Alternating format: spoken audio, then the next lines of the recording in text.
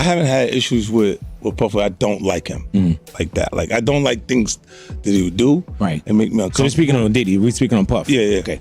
The new lawsuit coming with Jay, the part with Jay, I go, oh shoot, like, To us, that had to be there. I've never had any real issues with Puff, but let's get something straight. I don't like him like that. I don't like the things he does, not one bit. And when it comes to talking about Diddy, well, we're talking about Puff, an entirely different beast. And yeah, okay, that's crystal clear now, but I don't hold back just because he's Puff. Now let's address the new loss that comes with Jay. And I gotta say, the problem with Jay, it hit me like a ton of bricks. I look at him and think, oh wow. It's like that moment where everything you thought you knew starts to crack. You think you've built something real. We were supposed to be tighter than that. We were meant to stand united, building something monumental like a foundation that couldn't be shaken. But somewhere along the way, the cracks began to show. The bond we shared. That bond started to slip away. It felt like we were just holding on by a thread. We talk about unity, right? Standing together, strong, unwavering. But when it came down to it, Jay wasn't there for that. His actions told a different story. His choices, it wasn't about being united, it was about competition, and not the kind that pushes you to grow. It was about control. And that's where everything started to shift. You want to talk about black excellence? Well, that's where it gets real. That's where things started to feel off. Now let's talk about 50 Cent's new documentary. This documentary, it doesn't whisper, it screams. It's not just another celebrity gossip fest or a superficial expose. It's a full-throttle, no-holds-barred takedown of the power structures within the music industry. And trust me, Jay-Z and Diddy. 2020, y'all. And it's different than when it was 2016. You know, the game has been elevated. As we can tell, there's no expense being spared. We had a black billionaire. They're right in the crosshairs.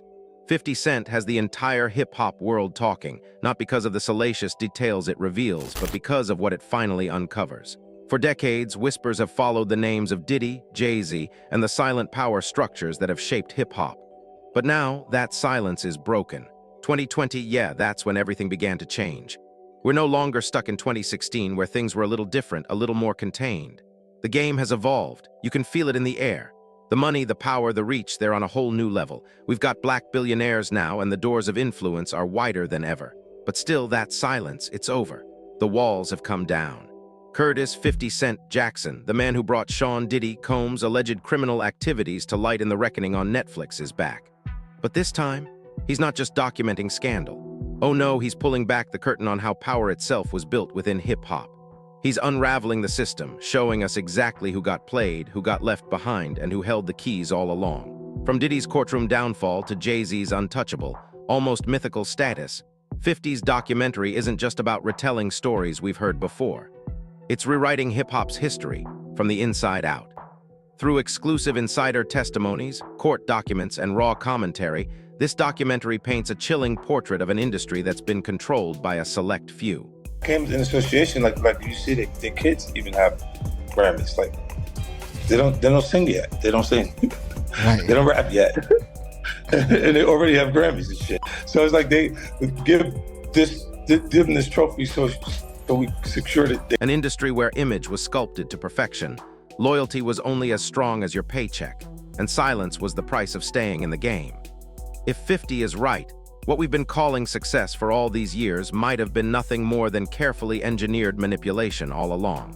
What we're diving into here is one of hip-hop's most fascinating dynamics: 3 moguls, 1 throne.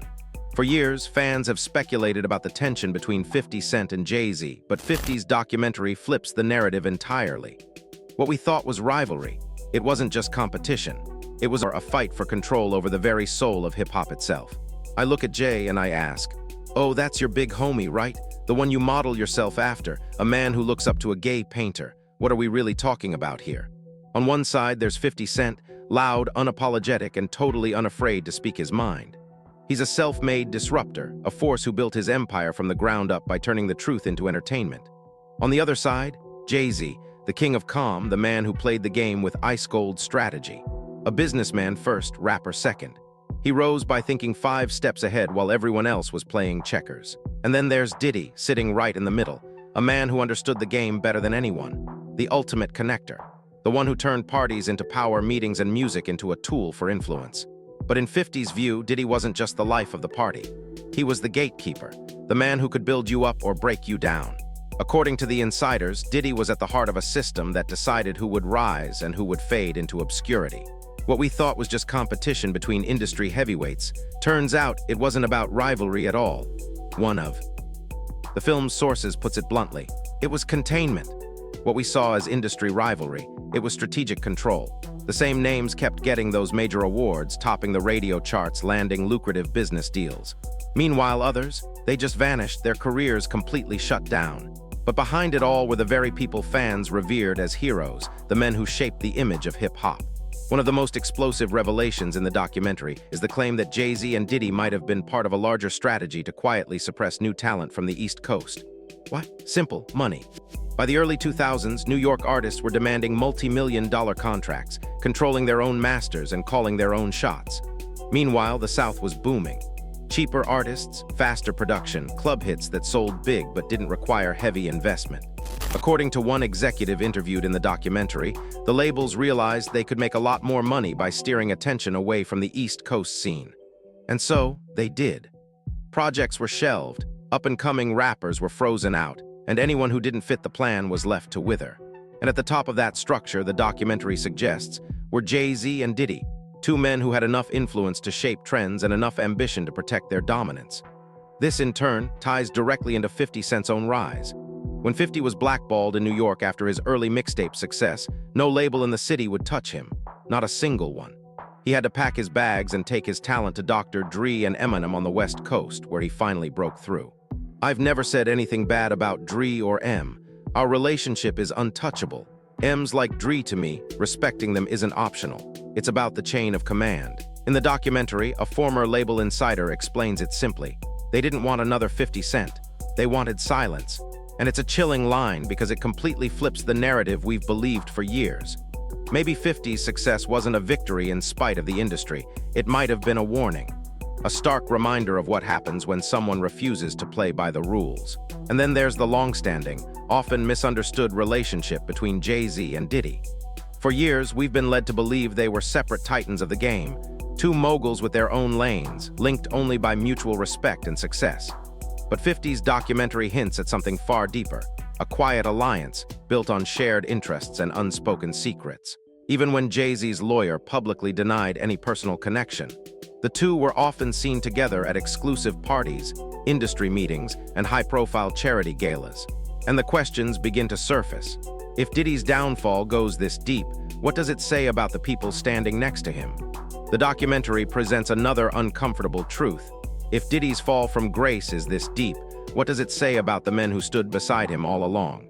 The film suggests that Jay-Z and Diddy were more than just allies in business.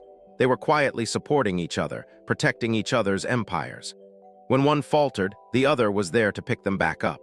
It's not just about what they've achieved in the game, it's about who's really pulling the strings behind the scenes. This theory comes to a head when the documentary tackles one of the most controversial moments in Jay-Z's career, the so-called Beyonce contract theory. According to insiders and cultural commentators, Jay-Z's marriage to Beyonce wasn't just about love. It was a business transaction, a carefully calculated move that transformed Jay-Z from a street rapper into a symbol of black excellence. Before Beyonce, Jay-Z was respected, but also polarizing. For right now, but it's a lot going on. You know how this industry works. These judges, these lawyers, these high celebrity people, they try to use all different types of tactics and call it what you want, bully tactics and different types of stuff. He had street credibility, but that came with baggage, old legal cases, cheating rumors, and a cold, calculated persona. After their marriage, though, Jay-Z wasn't just a rapper anymore. He was a businessman, a family man, and a symbol of aspiration. Together, Jay and Beyonce became the ultimate power couple of American pop culture, a brand worth billions.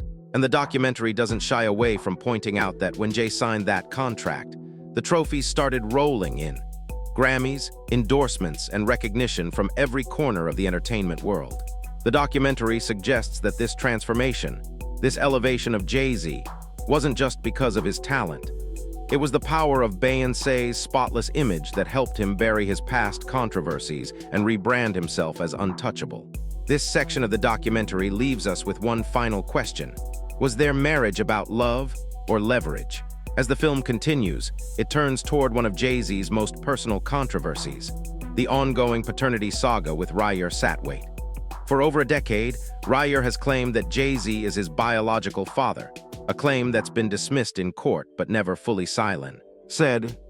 The film gives new life to this case, exploring the legal twists and turns, the accusations of fraud, and the woman who has fought for years to uncover the truth. Ryer's godmother, Lily Coley, claims that the system has been manipulated to protect Jay-Z. She's spent years battling the courts, fighting for a DNA test that could reveal the truth. But the more she fights, the more it seems like the system is working against her. The documentary doesn't declare guilt or innocence, but it raises a chilling question. What else has the system hidden? The final act of the documentary takes us into the boardrooms and partnerships that have shaped Jay-Z's empire. It examines his controversial deal with the NFL to lead the league's social justice initiatives. What was hailed as a victory for hip-hop and black voices by some critics, 50 Cent's documentary frames it as a betrayal. This wasn't transformation, it was a transaction. Critics like Dame Dash say Jay sold out, moving from activist to corporate tool. As the documentary continues, it highlights the tension between Jay-Z's polished image and the realities of corporate America. We see Jay's evolution from rebel to businessman, from a voice for the people to a gatekeeper of power. And as 50's narration cuts through, the documentary asks, at what point does fighting the system become working for it? The final sections of the documentary show how power changes people, how fame can become a shield, and how image can overpower identity. Through old footage, interviews, and commentary from former associates, the film paints a portrait of a man who started out as one of us, but somewhere along the way became something else entirely, a figure too big to touch. As the credits roll, 50 Cent's voice rings out. Silence protects the powerful, but voice, even when it's messy, protects the culture. And with that, the screen fades to black, leaving us with one final thought. The truth doesn't expire. It just waits for someone fearless enough to tell it. The documentary closes with hints of a sequel, more revelations, more secrets, more unanswered questions about Jay-Z's empire, sealed documents, and forgotten testimonies. The truth, 50 says, is still out there.